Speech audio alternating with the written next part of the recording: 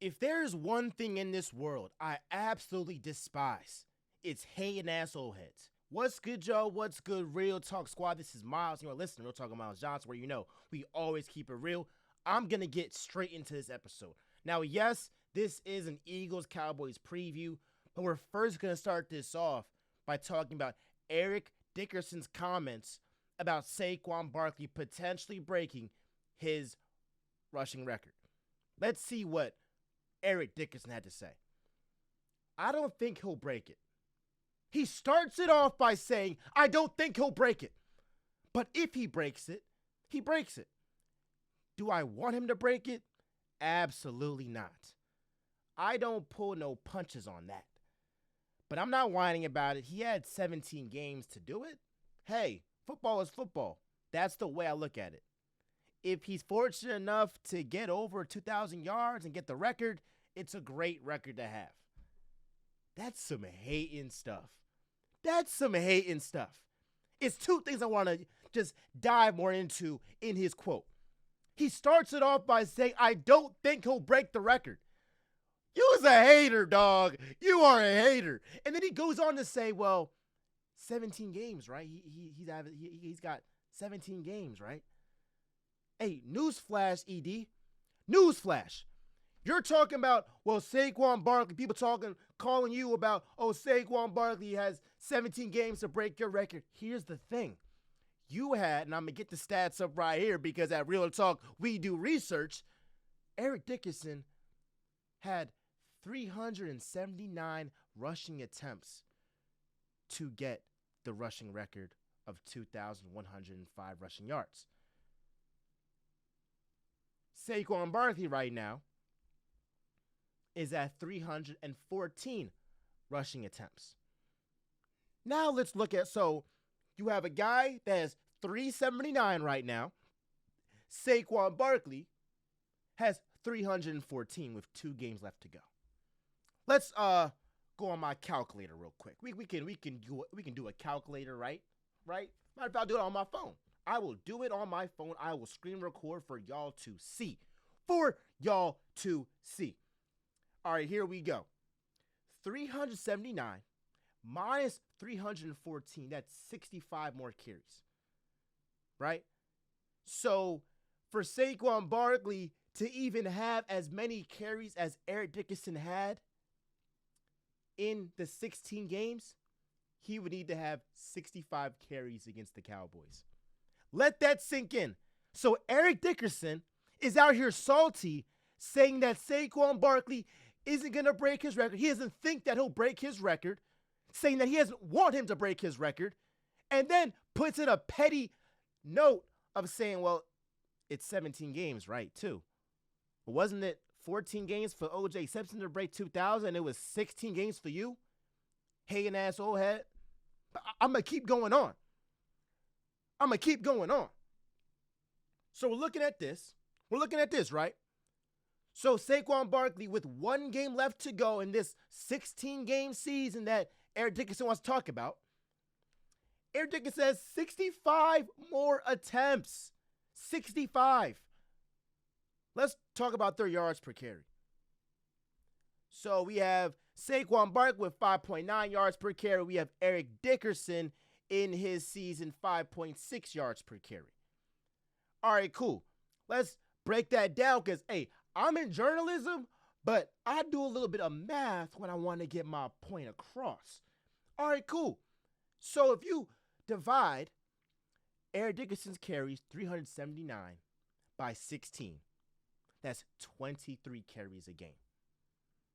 Saquon Barkley, if you divide 314 carries by 15 games, that's 20.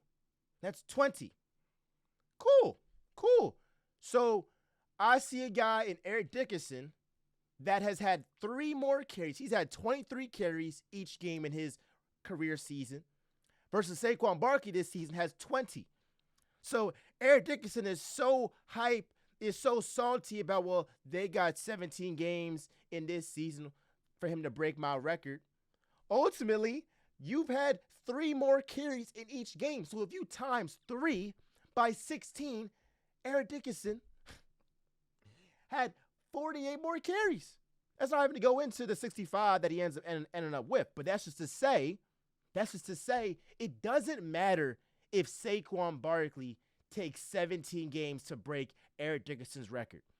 That hating ass old head needs to go ahead and stop hating, bro. Just stop hating. Because ultimately, if you have 65 more carries than Saquon in a 16-game season, and Saquon right now has 314, you at 379, what that tells me is that it doesn't even matter if Saquon Barkley plays in a 17-game season. Because even in a 17-game season, he still won't have as many carries as you did. And when I'm looking at the all-time greats, right? When the all-time greats were able to pay homage to that next generation that were going to break their records, was Reggie Miller saying, I don't think Steph Curry's going to break my record. I want to keep my record? No. I think that brother was front row congratulating Steph. Kareem Abdul-Jabbar, when LeBron was on the cusp of breaking his all-time scoring record, I believe he was front row and dapped up Bron. I'll even go to swimming. Michael Phelps, the greatest Olympian of all time, paid homage to a young superstar, Leon Marchand, who beat his record. Because records are meant to be broken. But now we have a hating ass old head that's out here trying to say that Saquon Barkley, I don't think that he'll break my record. I don't want my record to be broken. Well, you're hating, bruh. And I hope that Saquon Barkley and the rest of this Eagles team looks at that and says, you know what? Bet. It wasn't even on our mind too much, but now we got these hating ass old heads. Hating ass old heads, bro. And that's his name, Eric hating ass old head Dickerson. That pissed me off. It really did. It really, really did. It did, bro. So if I'm the Eagles, I'm saying, you know what? Bet. We're going to make sure that we break this record, and we can break it against the Giants, Saquon's former team. And I firmly believe that if Saquon Barkley goes ahead and beats the record, breaks the record with less carries, then it does not matter if he had 17 games. Because regardless, ED had more chances to go ahead and surpass that record, or to go ahead and add on to that record at the time. That's facts. That's facts. So as soon as I heard that Eric Dickerson said, I don't want Saquon Barkley to break my record, and that there are people calling me saying, hey, but he has 17 games. You're being petty, bro. You're being petty, bro. And my thing is, this is like a lesson for people in the past who've been great that are passing that torch to the next generation. You gain nothing from hating. You gain nothing. Nothing. The only way you should do it is to go ahead and show love. Because if you show love, then that means the person in front of you, the person that's coming after you, what do? They pay homage to you when they break the record, or when they do something that is astronomical and is extraordinary and is something that has never been done before. They pay homage to the greats. But if the greats before them are hating, they'll be like, you know what? F y'all. Now, Saquon is a very humble guy, and I believe that even if and when he breaks AD's record, he'll still pay homage because that's just who the guy he is. But like, come on. Let's talk about Nick Sirianni real quick. So Nick Sirianni and Zach Ertz got into a altercation or whatever, and words were said after the Commanders game. I don't have too much of a problem with it. But I can see why somebody who's not from Philly has a problem with it. I ain't gonna lie. If Nick Sirianni coached the Lions, coached the Packers, coached any other team, I'd be like, he's a nut. He's a turkey. Why is he always making stuff about himself? But then I got to think back and say, well, Nick Sirianni is kind of embodying what Philly is. I mean, he going right at you. Now, the problem is you can't have your players also doing what you do. That's where it gets tricky.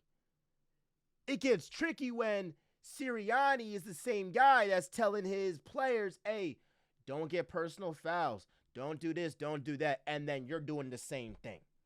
That's where stuff gets tricky. So I think at face value, this altercation is not a big deal.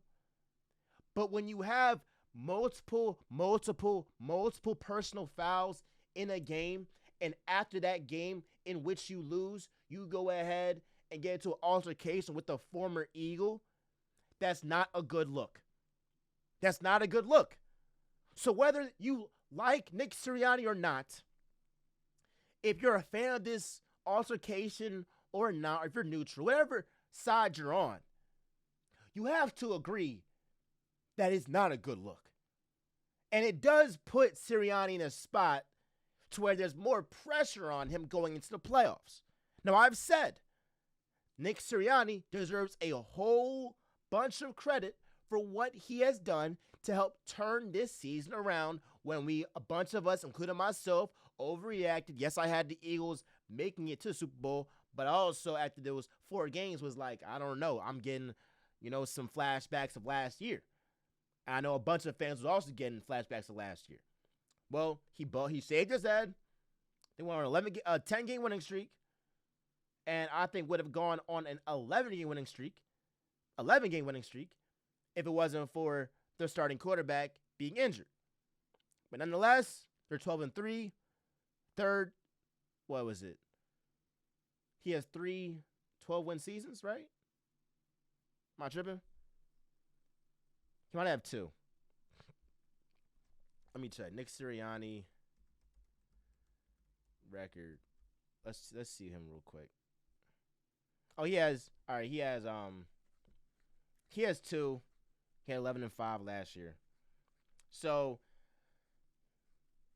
this kind of goes back to my point with Sirianni, where it's like you may not like his methods, but you gotta like his results.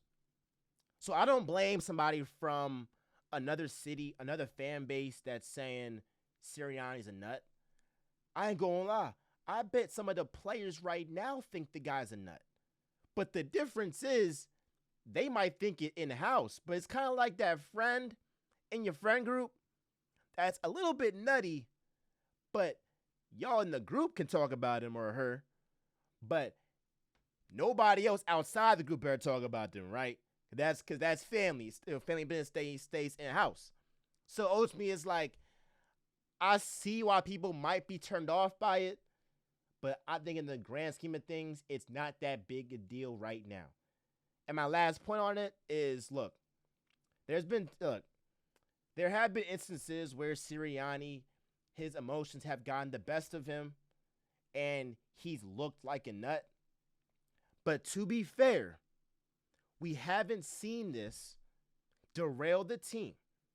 Last year, what derailed the team was poor coordinating hires. We had a poor offensive coordinator. We had a poor defensive coordinator. And once Matt Patricia came in, that was hell. We're seeing this season, we have a great coordinator in Vic Fangio and a very good coordinator in Kellen Moore. And we're seeing the same success from 2022, where there was 2 great coordinators. So ultimately, if Sirianni has his coordinators, he's going to win games in the NFL. He has proven that. And even with bad coordinators, he can still win 11 games and get to the playoffs. I mean, come on. That's what it is. All right, last thing, we're going to talk about the elephant in the room, which I'm surprised I'm talking about this last, but we got to talk about it, obviously. Jalen Hurts and Kenny Pickett. So Jalen Hurts is out of this game. Cowboys, Eagles preview. So Jalen Hurts is out with a concussion. I am happy that he's out. I don't want them pushing it. And guess what? He has that broken left finger. He can go ahead and, nurse that, heal that up, get some more rest. We obviously know that if he's playing with a broken finger, playing games doesn't help that broken finger. So we can look back and say, hey, look, take 2-3 weeks, rest up, get your finger right. We good. I'm looking at this Cowboys team without Dak Prescott, without CeeDee Lamb, without Overshawn, without Trayvon Diggs. The Eagles got all their pieces. They got A.J. Brown, although we're going to talk about him. We got Devontae Smith, who should have a bounce-back game. Saquon Barkley. The offensive line is intact. All the defense is intact. So there should be no reason why, whether it's Kenny Pickett, Tanner McKee, the Bull Ian, I don't care. The Eagles should beat the Cowboys. They should. Now, I think that Mike McCarthy has done a really good job this year. I mean, if you talking about this guy won 7 games with this team and 9-4, I believe, with Cooper Rush, you got to give him credit. You got to give him credit. And part of me is like, he deserves, like, not even being an Eagles fan, I do believe that Mike McCarthy deserves to come back to Dallas. But part of me as an Eagles fan is also like, come on, bring McCarthy back. Because I still believe there is like a cap as to what you can do with Mike McCarthy. He's a B+ coach at best. But you all know that there's a certain cap. He ain't no Andy Reid. I mean, they ain't bringing back a Jim Harbaugh to this squad, Bill Belichick. So it's kind of like he did deserve his job back, and I believe he'll be brought back. But it's also like, I hope that you do come back because I don't believe that you're the guy that's going to get the Cowboys over that hump. Now, off the Cowboys side, the Eagles side, I do believe that they have the pieces intact to go ahead and win this game. The Eagles should win this game. They should. I'm not going to say a landslide. I'm not going to say a blowout, but it should be a comfortable win. A comfortable win. It should be a win 2010, 24-17. Maybe it's like a late touchdown at the end. But it should be a game where going in the fourth quarter, I'm not saying 40-10, 30-10, 34-17. I ain't saying that. I ain't saying a blowout blow, but I'm saying a comfortable win where we're not sweating at the end.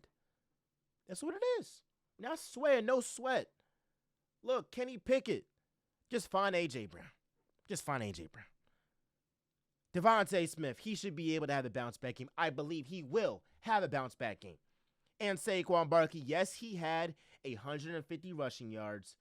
But we know if you watch the game, because we see a lot of box score watch, a lot of box score watchers that just saw the box score and saw 150 yards from Saquon Barkley. He did his job. He did do his job. But it wasn't as impactful as his last game against the Commanders where he had 146 rushing yards. And we all know if we watch both of those games, who was more impactful in either game. I believe that this offensive line will have a better game than they had against the Commanders. It's tough when you have a backup going in and he has a whole different skill set compared to Jalen Hurts, who is a dual threat quarterback. And we have seen, it is not a coincidence that Saquon Barkley and Derrick Henry are playing alongside Jalen Hurts and Lamar Jackson, both elite dual threat quarterbacks. And the threat that both of those quarterbacks pose, running the ball, helps their running backs eat. And vice versa. The more Derrick Henry snaps, that lets Lamar Jackson be like, all right, bet I can chill a little bit. Same with Jalen Hurts if Saquon Barkley has a 70-yard run to the crib. So it works both ways. I will say this, though. I think the Commanders game showed us that Jalen Hurts is the MVP of this team, but Saquon Barkley is the best player. Kind of like how with the Warriors, Kevin Durant was the best player, but we knew the offense ran through Steph Curry. I think before the Commanders game, I thought that it was Saquon Barkley. But after Hurts went out, I looked at that game and I was like, oh, well, Saquon isn't as effective as he usually is without Jalen Hurts. This offense isn't as effective as it usually is without Jalen Hurts. So, I mean, it makes sense. The quarterback has the most influence on the game. He should be the most valuable player, right? Now, I'll say this, though. This Cowboys game can, I hope, make this take look stupid.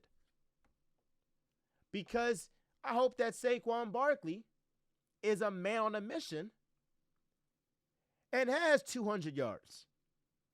For sure. I hope that with a week preparing, a week knowing who his quarterback is and Kenny Pickett, a week of the offensive line knowing who their quarterback is, that Saquon Barkley will have a monster game.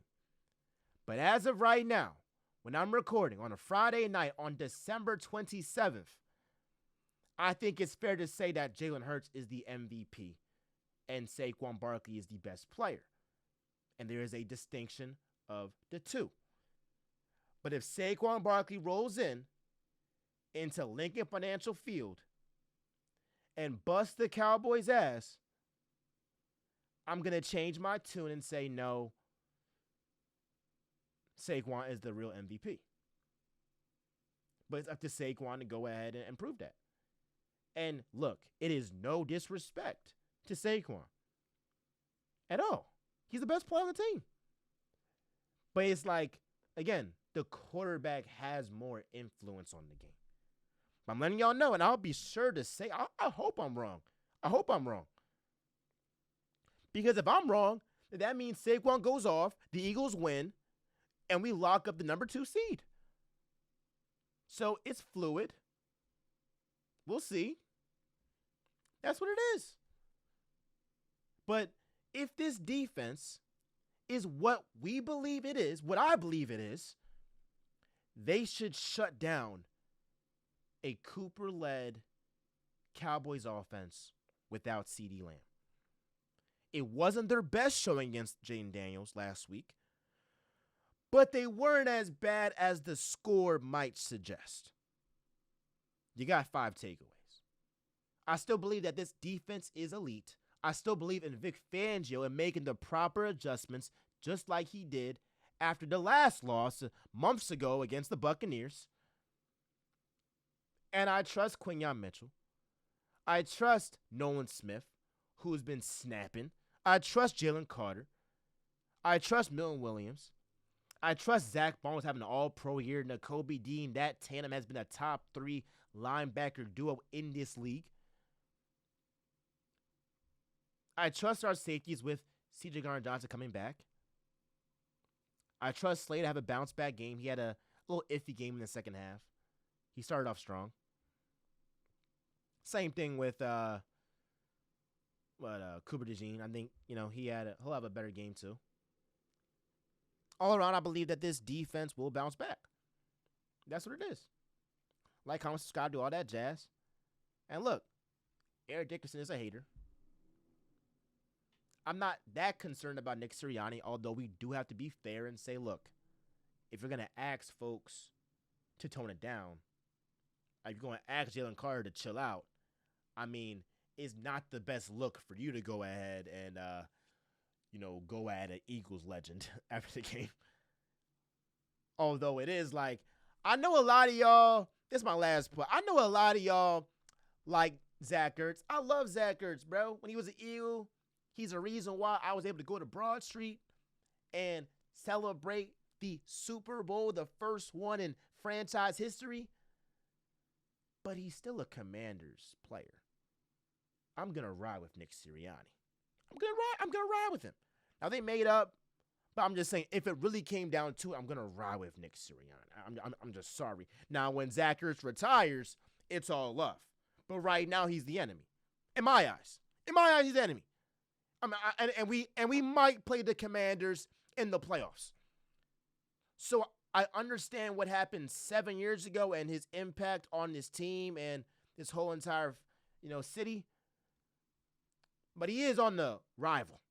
Let's wait till the brother retires. I'm gonna give him all the love, all the flowers. But right now, nah, I'm rock with the coach.